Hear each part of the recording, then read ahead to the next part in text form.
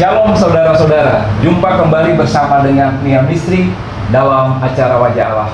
Kita kali ini membahas tema tentang dosa paling mematikan.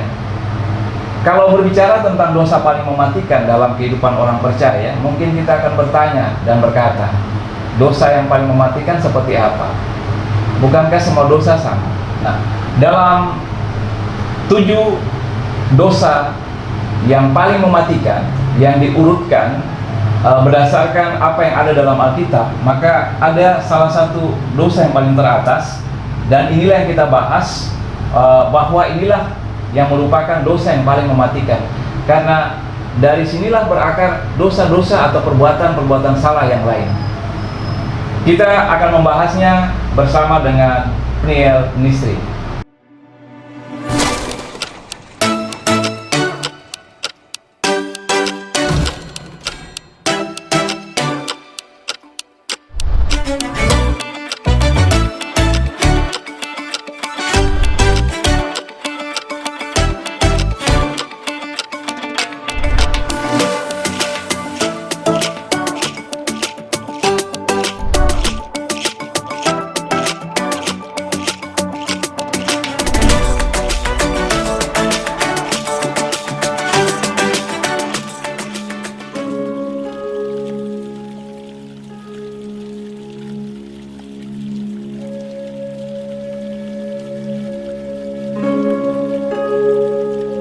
Saudara-saudara, dalam 7 dosa yang paling mematikan, maka dosa yang paling teratas adalah kesombongan. Kita akan membahas tema tentang dosa paling mematikan, yaitu kesombongan, dan dari beberapa bagian Alkitab saya akan menunjukkan tentang mengapa dosa ini merupakan dosa yang paling mematikan, dan bagaimana kita mendeteksi diri kita apakah kita telah ada di dalam dosa ini, karena kesombongan merupakan satu hal yang paling susah untuk dideteksi dalam kehidupan kita. Artinya begini, ketika kita berbicara kita mencuri, maka ada buktinya. Ketika kita berbicara bahwa kita berbohong, ada buktinya. Ketika berzina, ada buktinya. Ketika membunuh, ada buktinya. Tetapi kesombongan seringkali merupakan dosa yang sangat sulit terdeteksi atau terendus, sampai kemudian akibat yang menghancurkannya menimpa diri orang percaya. Kita lihat tentang hal ini berdasarkan bacaan Alkitab, yaitu Amsal 16 ayat 5 dan 18. Amsal 16 ayat 5 mengatakan begini: setiap orang yang tinggi hati adalah kekejian bagi Tuhan, sungguh ia tidak akan luput dari hukuman. Amsal 16 ayat 5. Pada ayatnya yang ke-18 mengatakan begini: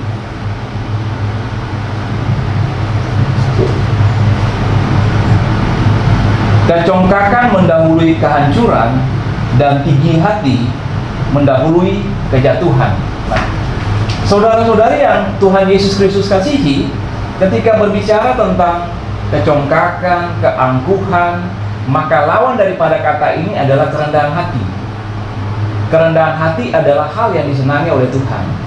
Kecongkakan, keangkuhan adalah hal yang dibenci oleh Tuhan. Mengapa ini merupakan dosa yang mematikan? Salah satu alasannya adalah dalam Alkitab dicatat bahwa malaikat tertinggi adalah malaikat yang kemudian dalam kesombongannya dia jatuh ke dalam dosa karena dia menyamakan dirinya dengan Tuhan. Kesombongan. Nah, dari kitab Amsal tadi, 2 ayat yang saya kutip, saya hendak mengajak kita untuk kemudian melihat pertama-tama tentang arti daripada kecongkakan atau keangkuhan. Keangkuhan sama seperti arogan, sama seperti tinggi hati, sama seperti besar kepala, sama seperti egoisme. Nah, kalau dalam arti yang dibahasakan dalam sebuah pengertian yang membuat kita mengerti tentang kata ini, maka bisa diartikan begini: pendapat yang tinggi atau jauh melebihi martabat kepentingan atau kebaikan. Artinya bisa dibahasakan begini: pendapat tentang diri sendiri yang melampaui keadaan diri daripada seseorang. Nah, kita dapat menangkap ide ini. Ketika seseorang menyombongkan dirinya, kita akan memandang begini bahwa orang ini tengah menyombongkan dirinya karena apa yang dia katakan jauh melebihi daripada apa yang merupakan dirinya yang sebenarnya. Nah, seperti itu. dari keangkuhan, kesombongan, tinggi hati, arogan, dan seterusnya sama. Nah, yang saya mau tekankan juga bahwa keangkuhan dan ketinggian hati ini hanya berpusat pada diri sendiri. Nah, ini paling bahaya. Kenapa paling bahaya? Karena ketika kita berpusat pada diri sendiri, maka Allah ditepikan. Allah tidak ada dalam diri kita. Demikian juga sesama. Sebab itu, ini merupakan hal yang paling membahayakan dan mematikan. Memang pada dasarnya dosa selalu merupakan sebuah pemberontakan daripada pemberontakan terhadap Allah. Manusia mementingkan dirinya sendiri. Nah, yang paling membahayakan tadi saya telah sebutkan bahwa dosa kesombongan seringkali sangat sulit untuk diendus, sangat sulit untuk dideteksi, sangat sulit untuk kelihatan, sehingga bisa saja saya menjadi pribadi yang rendah hati, tetapi bisa di hadapan Tuhan kerendahan hati saya adalah kerendahan hati yang palsu, dibuat-buat. Pertanyaan yang muncul, bagaimana kita mendeteksi dalam diri kita ketika keangkuhan itu muncul dalam kehidupan kita? Saudara-saudara, saya akan memaparkan beberapa ciri tentang keangkuhan. Karena terkadang bisa saja saya sebagai seorang hamba Tuhan terjebak dalam dosa keangkuhan atau kesombongan tanpa saya sadari. Dan terus terang, dari ciri-ciri ini saya hendak mengatakan ciri-ciri ini adalah hal-hal yang juga saya pernah terjatuh di dalamnya. Jadi ketika saya memaparkan ciri-ciri ini, saya hendak mengatakan bahwa saya waspada terhadap hal ini, dan saudara-saudari yang juga mendengarkan khotbah pada saat ini juga waspada karena kebencian daripada Tuhan, terutama pada orang-orang yang sombong atau orang-orang yang tinggi hati. Nah, beberapa hal tentang keangkuhan atau kesombongan yang bisa kita definisikan atau kita rasakan ketika ada dalam diri kita. Pertama-tama begini, kita akan merindukan pujian dan kekaguman manusia. Kita merindukan pujian dan kekaguman dari manusia. Setiap kita, Anda dan saya, membutuhkan pujian. Bahkan saya pun dalam pelayanan membutuhkan pujian yang positif untuk membangun pelayanan, untuk tetap semangat, dan seterusnya. Nah, yang ditekankan di sini yang jadi masalah adalah apapun yang kita lakukan, kita sangat mengharapkan pujian dari orang lain, kekaguman dari orang lain, sehingga itu bukan sebuah hal yang menjadi hal yang katakanlah sesuatu yang sangat kita sadari bahwa itu merupakan pintu masuk untuk jatuh ke dalam dosa kesombongan, tetapi kita menganggap itu sebagai sebuah hal yang biasa. Maksud saya begini, ketika kita melakukan segala sesuatu dengan mengharapkan orang lain memuji kita atau kekaguman orang lain untuk menilai kita bahwa kita baik, sebenarnya kita telah ada dalam zona merah, kita jatuh ke dalam dosa kesombongan. Ketika kita melakukan segala sesuatu dalam pelayanan, dalam pekerjaan kita, apapun yang kita lakukan, sebenarnya hal pertama yang paling penting adalah kita memuji diri kita untuk melakukan segala sesuatu tanpa mengharapkan pujian ataupun kekaguman dari orang lain. Kalaupun nanti orang lain kagum dan memuji apa yang kita lakukan, anggaplah itu sebagai sebuah bonus, bukan sebagai kewajiban. Dosa kesombongan adalah ketika kita melakukan segala sesuatu dan menuntut orang lain atau mau orang lain supaya memuji kita, dan kita merasa kecewa ketika orang tidak memuji kita atau tidak merasa kagum terhadap apa yang kita lakukan. Itulah tanda yang pertama ketika keangkuhan atau kesombongan ada dalam diri kita. Yang kedua, tanda yang kedua bahwa kita tengah ada dalam dosa kesombongan atau keangkuhan adalah menghitung skor. Menghitung skor ini seperti ini. Saya memandang tetangga saya melihat pekerjaannya, saya melihat segala sesuatu yang dia miliki, lalu saya kemudian membandingkan dengan diri saya. Lalu saya melihat pada kekurangannya dan melihat kelebihan saya, dan saya memandang diri saya lebih baik dan tetangga saya lebih buruk daripada saya. Saudara-saudara, dosa kesombongan ini seringkali terjadi dalam kehidupan kita. Saya pun pernah melakukannya. Kita melihat orang lain, kita mengukur orang lain, kita melihat kelemahan orang lain, kita melihat bahwa pada sisi itu kita lebih, lalu kita menganggap diri kita lebih daripada orang itu. Padahal setiap kita tentunya diciptakan berbeda dan unik oleh Tuhan. Saya punya kekurangan, orang lain punya kekurangan. Saya punya kelebihan, orang lain juga punya kelebihan. Nah, dalam tubuh Kristus sebenarnya setiap kelebihan yang Tuhan berikan kepada kita adalah kelebihan-kelebihan yang mesti kita gabungkan untuk membangun tubuh Kristus. Tuhan tidak memberikan kesempurnaan kepada kita. Kalau Tuhan memberikannya, maka kita tidak akan membutuhkan orang lain, bahkan Tuhan. Sebab itu, menghitung skor merupakan tanda kita tengah menuju pada kesombongan. Kita membandingkan orang diri yang merupakan orang lain yang merupakan gambar dan rupa Allah. Lalu kita menganggap diri kita lebih baik daripada orang lain. Padahal orang itu merupakan gambar dan rupa Allah. Citra Allah ada pada dirinya. Itu tanda yang kedua.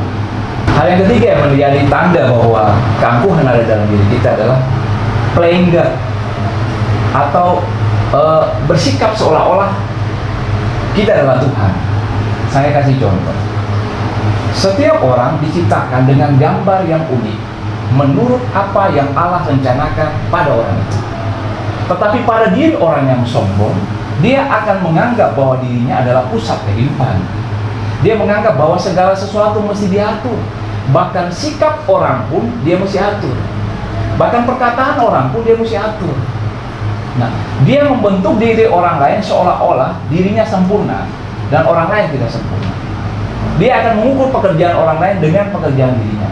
Misalnya, pada suatu saat ketika dia mengerjakan suatu pekerjaan dan selesai dalam waktu 3 hari, lalu orang lain datang dan mengatakan, saya mengerjakan pekerjaan itu selama seminggu.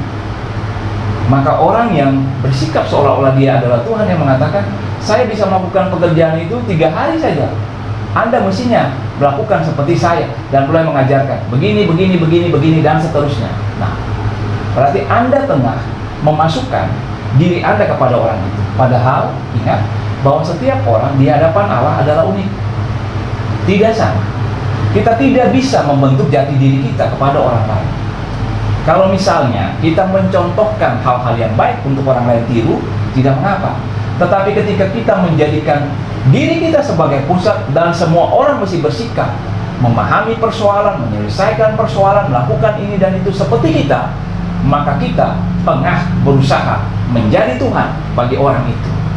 Dan inilah juga yang merupakan tanda keangkuhan telah muncul dalam diri kita.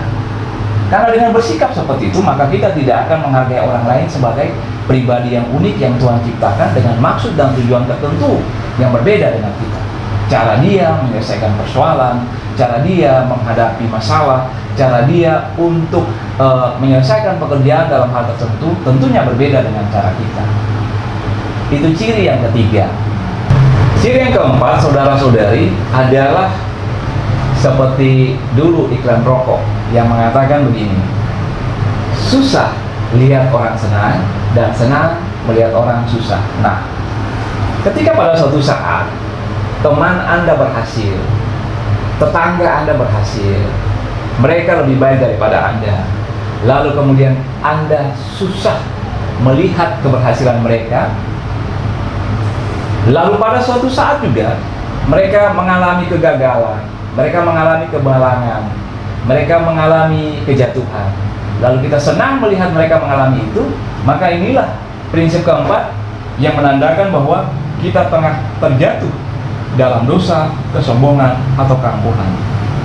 Susah melihat orang senang, senang melihat orang susah. Ini mencirikan bahwa kita hendak membuat orang lain itu dalam kelemahan dan kekurangannya itu lebih rendah daripada diri kita.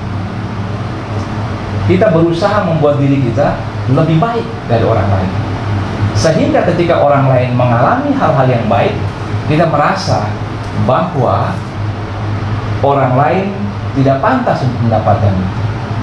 Kalaupun dia mengalami hal-hal yang buruk, maka kita menganggap sebagai hal yang pantas diterima. Ini merupakan ciri dosa kesombongan yang keempat. Ketika kita senang melihat orang susah dan susah melihat orang senang, maka kita tengah ada dalam dosa kesombongan. Alkitab mengatakan, bergembiralah bersama-sama dengan mereka yang bergembira, menangislah bersama-sama dengan mereka yang menangis. Itu merupakan gambaran bahwa kita tengah merendahkan hati kita. Itu ciri yang keempat. Nah, saudara-saudari, kita sampai pada ciri kelima atau ciri yang terakhir, menyangkut dosa kesombongan, keangkuhan.